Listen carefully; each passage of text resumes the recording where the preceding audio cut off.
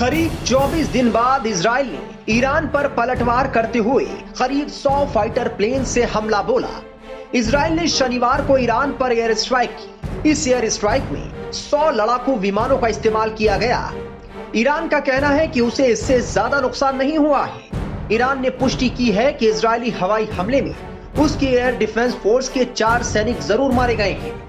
वहीं media reports के मुताबिक बताया जा रहा है कि रूस ने ईरान को इजराइल के दूसरे दौर के हमले से कुछ घंटे पहले खुफिया जानकारी दी थी। बता दें कि हाल ही में रूस के कजान में ब्रिक्स समिट के दौरान ईरान के राष्ट्रपति वहां मौजूद थे। ईरान ने हिजबुल्लाह चीफ हसन नसरुल्लाह की इजरायली हमले में मौत के बाद इजराइल पर हमला बोला था।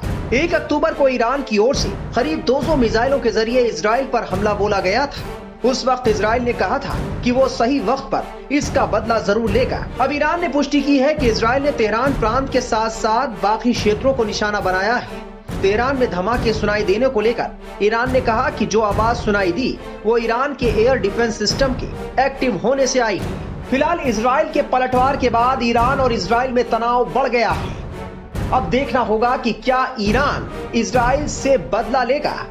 देखिएगा, इजराइल ने 25 दिन इंतज़ार किया और आज सवेरे उन्होंने ईरान पे हमला किया। मुझे लगता है कि अमेरिका के जो आदेश थे उनको कि न्यूक्लियर इंस्टॉलेशंस और उनके जो ऑयल इंस्टॉलेशन हैं उनके ऊपर हमला नहीं करेंगे, लेकिन जिस प्रकार से इजराइल ने तकरीबन 20 मुझे टारगेट्स पे हमला किया, जिसमें उनके मिसाइल बेसिस थे, ड्रोन्स हैं, मैन्युफैक्चरिंग है, उनके मैं कहूँगा जो एयर बेसिस हैं उन पे इजराइल ने जरूर हमला किया है। अभी तक ये नहीं पता चला है कि नुकसान कितना हुआ है, लेकिन ईरान ने अपना एयर स्पेस बंद कर दिया है, तो इससे लगता है कि ईरान को जरूर बहुत ज़बरदस्त झटका लगा। उम्मीद करते हैं कि ये लड़ाई फैले ना।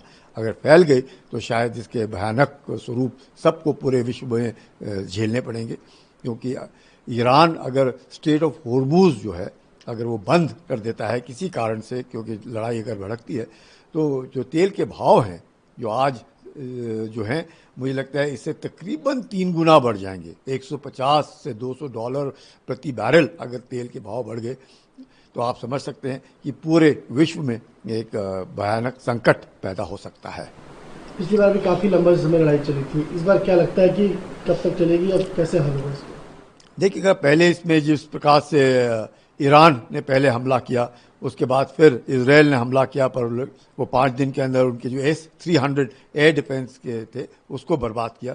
इस बार इजराइल ने काफ़ी सोच समझ करके अमेरिका के आदेशों का पालन करते हुए, अमेरिका बार बार ये कह रहा है कि हम इजराइल के साथ खड़े हैं, और ईरान को जिस प्रकार से उन्होंने अब नुकसान पहुंचाया है, उम्मीद करते हैं कि ईरान अब रिटेलिएट ना करे। अगर ईरान भी रिटेलिएट करे, फिर इजराइल रिटेलिएट करे, तो फिर ये मुझे लगता है बस के बाहर हो जाएगा, फिर मुश्किल हो जाएगा इसको कंट्रोल करना। तो यही एक वक्त है कि पूरा विश्व प्रेशर डाले, और इजराइल ने हमास का तकरीबन खात्मा जो है हम कह सकते हैं कर दिया है। हिजबुल्लाह का खात्मा लीडरशिप के पैमाने में हिजबुल्लाह बिल्कुल ही ख़त्म हो चुका है, लेकिन अभी भी हिजबुल्लाह में काफ़ी कुछ रॉकेट्स हैं, और जिस प्रकार से सदर्न लेबनान में लड़ाई हो रही है इजराइल और हिजबुल्लाह के बीच में, उसको मद्देनज़र रखते हुए, हूदीज़ को देखते हुए, जिस प्रकार से सीरिया, लेबनान, इराक, ये सब कुछ जो फ्रंट्स खुले हुए हैं इजराइल के बरखिलाफ, अगर हम उम्मीद ही कर सकते हैं कि विश्व जो है अब प्रेशर डाले और ये लड़ाई अब खत्म हो जानी चाहिए, नहीं तो इसके परिणाम जो हैं पूरे विश्व को झेलने पड़ेंगे। अगर लंबी लड़ाई होती है तो भारत पे कितना प्रभाव पड़ेगा? भारत के ऊपर बहुत ज़बरदस्त प्रभाव पड़ेगा, बहुत ज़बरदस्त। आप समझ सकते हैं कि अगर $80 प्रति बैरल आज का तेल है, और आज के दिन में तकरीबन 95 रुपये से लेकर के 100 रुपये तक प्रति लीटर अपने पास पेट्रोल या डीजल है, अगर ये 3 गुना भाव बढ़ जाते हैं विश्व में, और $80 के अलावा ये 150 या $200 प्रति बैरल हो जाता है, तो आप समझ सकते हैं कि भारत में भी बहुत ज़्यादा असर पड़ेगा, क्योंकि तेल सिर्फ गाड़ियों के लिए नहीं बाकी इसमें भी इस्तेमाल होता है। तो बहुत ही मुझे लगता है इकोनॉमिकली इसका असर बहुत ज़बरदस्त होगा। वहीं ईरान ने बताया है कि इजरायली हवाई हमले में उसके मरने वालों की संख्या 4 तक पहुंच गई। रिपोर्ट के मुताबिक मरने वाले सभी लोग ईरानी एयर डिफेंस से जुड़े थे। हालांकि ईरान ने उनकी तैनाती की जगह नहीं बताई है। उधर इजराइल की ओर से किए गए हमले की लेबनान और हमास समेत ईरान के बाकी सहयोगियों ने निंदा की है। इस बीच इजराइल ने ईरान को जवाबी हमला न करने की चेतावनी दी है। ईरान की सेना ने शनिवार रात एक बयान जारी किया जिसमें गाजा पट्टी और लेबनान में संघर्ष विराम का सुझाव दिया गया। इस संबंध में ईरानी सेना की ओर से जारी बयान में कहा गया कि उसे इजराइल के खिलाफ जवाबी कार्रवाई करने का अधिकार है, लेकिन बयान से ऐसे संकेत मिलते हैं कि तेहरान शनिवार तड़के हुए इजराइल के हमले के बाद तनाव को और बढ़ने से रोकने का रास्ता तलाशने की कोशिश कर रहा है।